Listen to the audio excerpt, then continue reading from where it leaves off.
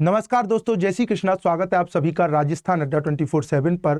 और आज जो हमारा टॉपिक होगा वो होगा अनेकार्थी शब्द। हम सीखेंगे कुछ अनेकार्थी शब्द जो आपकी परीक्षा की दृष्टि से आपके लिए महत्वपूर्ण है। उससे पहले मैं आपको बता देता हूँ, ये आपके अड्डा 24/7 की मोबाइल एप्लीकेशन ऐप है। जिन भी बच्चों ने अभी इसको डाउनलोड नहीं किया है वो इसको डाउनलोड कर लें। इसके अंतर्गत आपको स्टडी मटेरियल है, इसके अलावा करंट अफेयर्स हैं, जॉब अलर्ट्स हैं, डेली क्विजेज हैं, चाहे वो सब्जेक्ट वाइज हो चाहे आपके वो समग्र हो, मैगजीन्स हैं, पावर कैप्सूल्स हैं, नोट्स आर्टिकल्स हैं और वीडियोज हैं। ये सारी की सारी चीज़ें आपको फ्री ऑफ कॉस्ट मिल रही हैं। और सर, डाउनलोड करने के लिए आपको कहीं इधर उधर घूमना भी नहीं है। आपको डिस्क्रिप्शन में नीचे लिंक दी गई है, वहाँ पर जाकर के आप इसको बिल्कुल फ्री ऑफ कॉस्ट डाउनलोड कर सकते हैं। तो स्टार्ट करते हैं सर, बिना आपका समय गवाए हुए। तो यहाँ पर ध्यान देंगे, अनेकार्थी शब्द आज का हमारा टॉपिक है, इस पर हम बात करते हैं। तो सबसे पहले लगा हुआ है अली, ठीक है ना। अली हम किसके लिए उपयोग करते हैं? तो अली बेटा हम भवरे, भौरे को भी कह देते हैं, मदिरा के लिए भी उपयोग कर दिया जाता है और कुत्ते के लिए भी इसका उपयोग किया जाता है, ठीक है ना। तो अली का क्या हो गया? भौरा है, मदिरा है और कुत्ते को भी कह दिया जाता है। इसके बाद है अरिष्ट, ठीक है ना। तो अरिष्ट, अब देखिए, पर्यायवाची और अनेकार्थी में आपको हर बार बताता रहता हूं, इसमें कंफ्यूज होने की आवश्यकता नहीं है। पर्यायवाची में हम उन शब्दों को रखते हैं जो लगभग समान अर्थ आपका देते हैं, और अनेकार्थी में हम उनको रखते हैं जो एक शब्द अलग अलग अर्थों में उपयोग में लिया जाता है। तो अरिष्ट जो है वो किन किन अलग शब्दों में उपयोग में लिया जाता है? तो देखिए, आप इसको लहसुन के लिए उपयोग में ले सकते हैं, नीम के लिए लिया जाता है, और कौवे को भी क्या कहा जाता है? अरिष्ट कहा जाता है। इसके बाद है बेटा आपका अही। अही हम सर्प को कह देते हैं, सूर्य के लिए उपयोग कर लेते हैं और कष्ट के लिए भी इसका उपयोग किया जाता है। क्या है? सर्प है, सूर्य है और कष्ट के लिए इसका उपयोग किया जाता है। इसके बाद है अचल। अचल कह देते हैं जो स्थिर है, ठीक है ना, स्थिर है, जो चल नहीं सकता है। इसके अलावा हम पर्वत को भी क्या कह देते हैं? अचल कह देते हैं। यहीं पर आपको बात करूं तो इस शब्दयुग में भी आपको मिलेगा। अचल का मतलब क्या हो गया? पर्वत हो गया। और अचला किसे कहते हैं? हम अचला हम कहते हैं पृथ्वी को।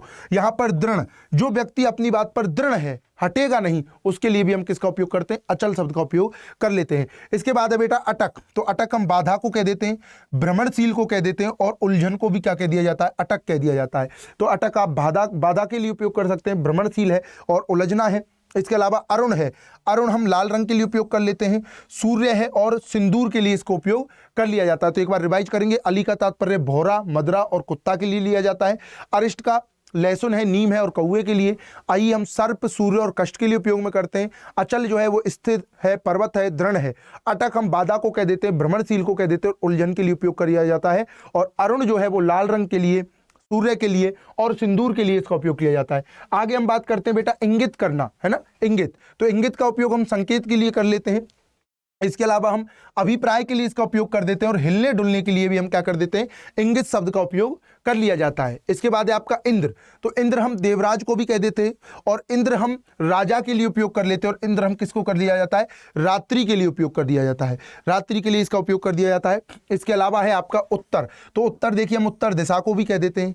इस प्रश्न का आपके पास क्या उत्तर है? यानी कि उत्तर हम किसे कह देते हैं? जवाब को भी कह देते हैं और उत्तर हम हल को भी कह देते हैं। इसके अलावा मैं बात करूं, उत्तर हम अतीत को कह देते हैं और उत्तर पिछले के लिए, जो गुजर चुका है, उसके लिए उपयोग कर लेते हैं और बाद के लिए इसका उपयोग कर लिया जाता है। तो उत्तर के क्या हो गए? उत्तर दिशा है, जवाब है, हल है, अतीत है, पिछला है और बाद का है, इसके लिए उपयोग किया जाता है।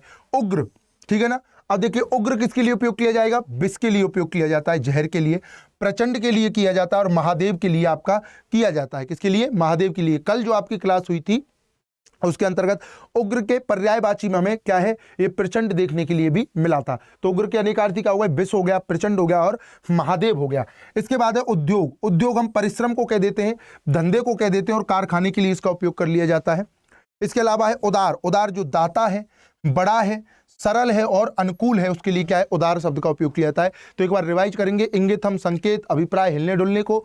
इंद्र हम देवराज को, सजा को और रात्रि को उपयोग कर लेते हैं, सॉरी राजा को। और इसके अलावा मैं बात करूं, उत्तर जो है वो उत्तर दिशा है, जवाब है, हल है, अतीत है, पिछला है और बाद के लिए इसका उपयोग कर लिया जाता है। उग्र जो है विष है, प्रचंड है और महादेव के लिए उपयोग करते हैं। और उद्योग, परिश्रम, धंधे और कारखाने के लिए।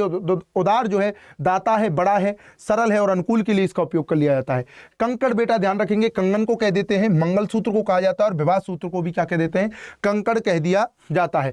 कंटक किसे कह देते हैं? घड़ियाल को कह देते हैं, कांटे को कह देते हैं और दोष को भी कह दिया जाता है। इसके अलावा मैं बात करूं, कक्ष जो है कमरे को कह दिया जाता है, कांख को कक्ष कह देते हैं, लता को कह दिया जाता है रनिवास और बाजू को क्या कह दिया जाता है? कक्ष कह दिया जाता है। कटाक्ष, आक्षेप लगाना। तिरछी निगाह को हम कटाक्ष कह देते हैं और व्यंग को हम कह देते हैं, कहते हैं ना उस पर कटाक्ष किया, व्यंग करने को भी कटाक्ष कह दिया जाता है। कर्क हम केकड़े को कह देते हैं, आग के लिए उपयोग करते हैं। और कर्क आप जानते हैं एक राशि भी है ना, तुला है, कन्या है, इस प्रकार से एक राशि भी होती है। आईने को कह दिया जाता है और सफेद के लिए इसका उपयोग किया जाता है। किसके लिए? सफेद के लिए इसका उपयोग किया जाता है। इसके अलावा काक है, कोए को कह देते हैं, लंगड़े आदमी को कह दिया जाता है, और जो अति दृष्ट है, नीच है, उसको हम कह देते हैं। ठीक है बेटा, आगे बात करते हैं। आगे क्या लिए गए हैं आपके, देखिए गण है। गण किसको कहा जाता है? गण समूह के लिए, मनुष्य के लिए, भूत प्रेत आदि के लिए इसका उपयोग कर लिया जाता है। इसके अलावा शिव के गण हैं, छंद में गिनती के पद हैं, और पिंगल के गण क्या कहलाते हैं? गण, इसके लिए उपयोग कर लिया जाता है। गुरु, गुरु बेटा देखो अभी आपका पूछा गया था, गुरु शिक्षक को कह देते हैं, ग्रह विशेष को कह दिया जाता है, श्रेष्ठ को कह दिया जाता है, बृहस्पति है, भारी है, बड़ा है, और भार के लिए भी हम किसका उपयोग कर देते हैं? गुरु का उपयोग हम कर देते हैं। आगे बात करेंगे गो। गो का उपयोग बाण, गो का आप याद रखेंगे, बहुत परीक्षाओं में आपसे पूछा गया है। आंख के लिए कर दिया जाता है। वज्र है, गाय है, स्वर्ग है, पृथ्वी है, सरस्वती है, सूर्य है, और बैल के लिए इसका उपयोग किया जाता है। किसके लिए? बैल के लिए किया जाता है। और आगे बात करूं मैं आपसे तो गुण है, गुण हम बेटा कौशल को कह देते हैं, सील को कह दिया जाता है, रस्सी को कह दिया जाता है, स्वभाव है और लाभ को कह दिया जाता है, विशेषता है, और धनुष की डोरी जो होती है वो आपकी क्या कहलाती है? गुण कहलाती है। गति, पाल को कह दिया जाता है, हालत को कह देते हैं, चाल को गति कहा जाता है। इसके अलावा आपका दशा है, मोक्ष को कह देते हैं, और पहुंच को कह देते हैं। इसके अलावा ध्यान रखेंगे गधा जो है, गधे को कह देते हैं, मूर्ख को कहते हैं, और गधा किसे कहा जाता है? गधा है ये, वैद्य को कहा जाता है। किसे कहा जाता है बेटा? वैद्य को कहा जाता है। आगे मैं बात करता हूं आपसे, ये क्या लिखा हुआ है? निशान। निशान तेज करने के लिए उपयोग किया जाता है, चिन्ह के लिए, यादगार के लिए, और पताका के लिए इसका उपयोग किया जाता है। किसके लिए? पताका के लिए इसका उपयोग किया जाता है। नाक जो है, नासिका को कह देते हैं, स्वर्ग को कहते हैं, और मान, ये स्वर्ग नाक को कहा जाता है। ये आपसे कई परीक्षाओं में पूछा गया है। नागर बेटा हम चतुर को कह देते हैं, नागरिक को कह देते हैं, सोंठ को कह देते हैं, और नगर में रहने वाले को नागर कहा जाता है। वाक्यांश के लिए एक शब्द में कई बार पूछा गया है। नाग हाथी को कहा जाता है, पर्वत को कहा जाता है, बादल है, और सांप का पर्यायवाची तो है ही।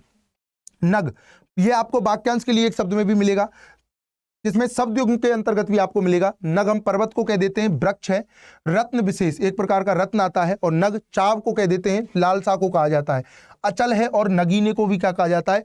नग आपका कहा जाता है। ये आपका निशाचर, राक्षस को कहा जाता है, रात में भ्रमण करने वाला, तो रात में प्रेत भी भ्रमण करता है। उल्लू है, सांप है, और चोर को भी क्या कहा जाता है? निशाचर कहा जाता है। ठीक है, हाँ, तो ये आपके अनेकार्थी शब्द जो थे वो हमारे कंप्लीट होते हैं। तो बिल्कुल आप इनको साथ के साथ इसी प्रकार से रिवाइज करेंगे, और कमेंट सेक्शन में आप लिख जाएंगे कि सब कौन सा टॉपिक है जिसके लिए इस प्रकार से और टॉपिक आपको लेकर के आने हैं। इसके बाद में बात करूं तो ये आपके अड्डा 24/7 की मोबाइल एप्लीकेशन ऐप है। जिन भी बच्चों ने इसको डाउनलोड नहीं किया है शीघ्रता से कर लें, क्योंकि इसके अंतर्गत आपको करंट अफेयर्स हैं, जॉब अलर्ट्स हैं, क्विजेज हैं, इसके अलावा सब्जेक्ट वाइज क्विज, और ये सारी चीज़ें आपको फ्री ऑफ कॉस्ट मिल रही हैं। सबसे बेहतरीन जो है ये इसके अंतर्गत कि आपको हर समय शिक्षा से जोड़े रखने का और समय को यूटिलाइज करने का सबसे बेहतरीन तरीका है। तो मिलते हैं सर नेक्स्ट सेशन में, तब तक के लिए सभी बच्चों को नमस्कार, जय श्री कृष्णा।